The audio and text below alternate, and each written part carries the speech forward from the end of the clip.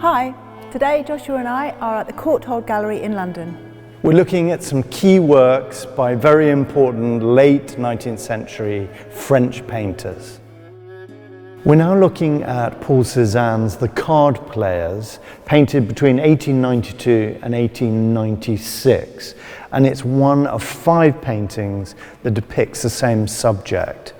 And we're looking at 2 estate workers. Certainly the man on the right was one of Cézanne's gardeners. Cézanne came from an affluent bourgeois family and owned an estate in the south of France outside Aix-en-Provence. To me, this is a really timeless description of 2 men quietly playing cards, and it's a scene of tremendous stillness and calm and peace in the midst of enormous change in Europe and in France. I think you're right. I think Cezanne is looking back at a European history of paintings of people in bars and pubs playing cards, gambling and drinking. There's a Dutch and a French tradition, but here they're not gambling and they're not drinking and there's nobody watching, there's no money on the table. They're just, as you say, playing cards. It's very intimate, it's very quiet, they're completely focused. The guy on the left has a pipe, but other than that they are just focusing on the game, and the palette is very closed. You know, it's umbers and ochres and yellows, and it gives a sense of a tiny space at the back of a bar. So it is a moment of quietness. His colour palette is quite extraordinary.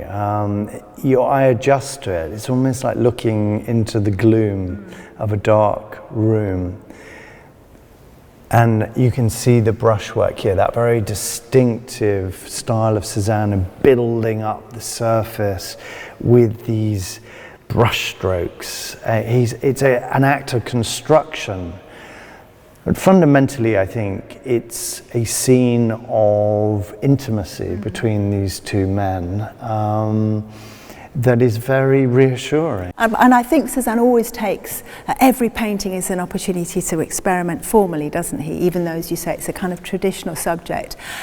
They match each other. There's a brilliant symmetry. Their faces, their hands are really close together. Their knees make this fantastic bit of negative space, kind of framed by the slightly wonky table. But it is just a moment of friendship and stillness, as you say, in a changing world. There are odd details though, the sort of disproportion of the man's, the top of his leg there, under the table, which feels disproportionately small. Yeah.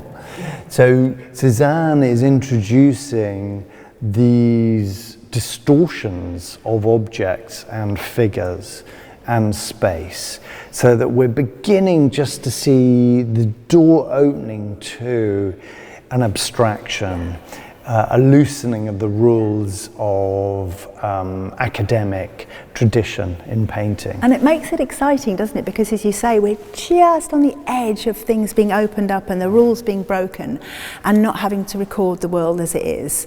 And as you say, Cezanne's figures are ridiculous in some ways. They must be, I don't know, 7 or 8 feet tall. Their backs are really long, their arms are really long. They don't work, but you believe it, you get taken in, and you give him permission to stretch and to distort. And I think you can sense Cezanne's excitement about being freed of these laws of painting, and he's leading us gently into a kind of alternative experience that is so particular to painting. And that's really sort of energizing. Yeah, it's coming, abstraction is coming.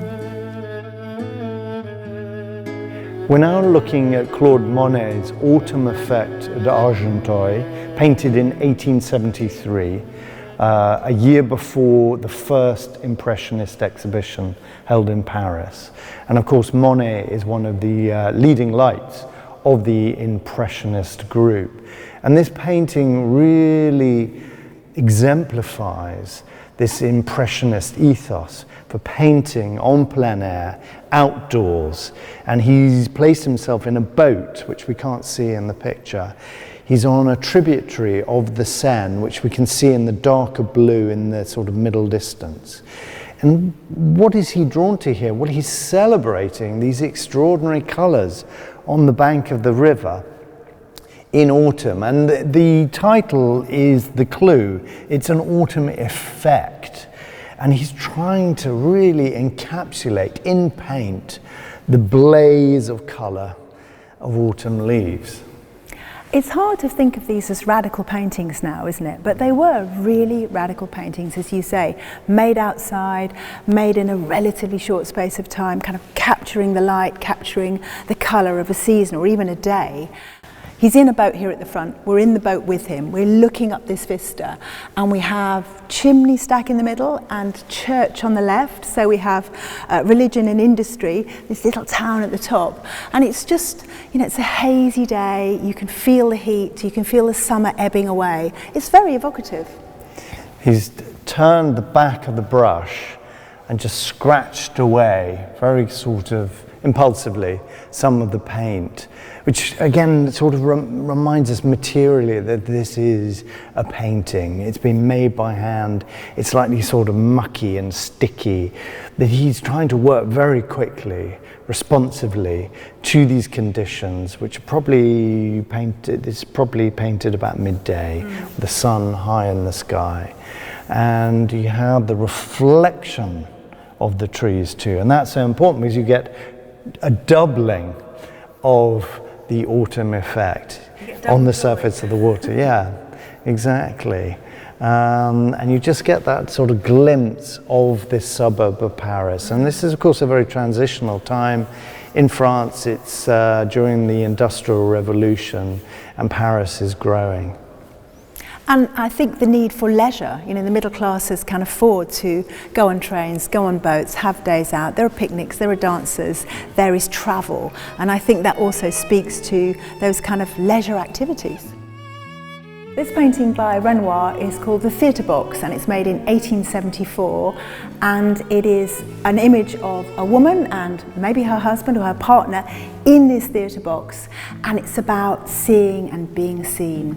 She's just lowered her opera glasses to look out at us, and he has just lifted his to look out at something or somebody else. And the model is Nini Lopez, and the male model is actually the artist's brother. It's a really intriguing painting. Renoir takes this device of placing us in such direct proximity to her. We can see the edge of the box there that she rests her arm on, and we're placed just on the other side of it. Of course, it's impossible. But nevertheless, it gives us that closeness and directness. Physically, we're about a kind of metre and a half away from her. But who is this woman? She's rather sort of mysterious. She's dressed very fashionably, almost to the point of vulgarity. She wants to be seen in this theatre. It is important to her, isn't it? And she's wearing this strand of pearls. She has a flower in her hair. And she enjoys being looked at. And you can imagine she's causing quite a sensation in the theatre. In fact, some critics criticise the painter for having a woman dressed, in a slightly vulgar, showy, offy way. She's wearing ermine, it's absolutely state-of-the-art fashion. And there was a kind of fashion for drawings and paintings in fashion magazines of women in these theatre boxes. So the artist definitely knows about those kind of fashion plates, so she's very much kind of playing into that. But she is fantastic. She's looking straight at us, and the kind of rippling of that black ermine and all that white lace and multiple pearls. I mean, she's dressed up to the nines. And it is about the male gaze. She is gorgeous and we are looking at her. Well, what is the relationship between the female subject and her male companion, who is slightly out of focus behind her, who appears to be looking at other people in the theatre? Is he looking at other women in the audience? There's a sort of disconnection, a lack of intimacy despite their physical closeness. But it's a clever device, isn't it? As you say, we're hovering just in front of her, we're looking at her, she's looking at us, and then we get taken back to the back of the box and we wonder what he's looking at, and he's looking way up into the gods. So what's going on? What's their relationship? They're definitely at the theatre to look at other people and to be looked at. And historically it's quite significant because it was exhibited in the first Impressionist exhibition, and I believe was the most expensive acquisition made by Samuel Courtauld when he was building his collection. Thank you for watching this film on the Art Channel. If you've enjoyed the film, please give it a thumbs up, and please do also subscribe to the channel. Don't forget, we've got over 80 films on the Art Channel that you can dip into.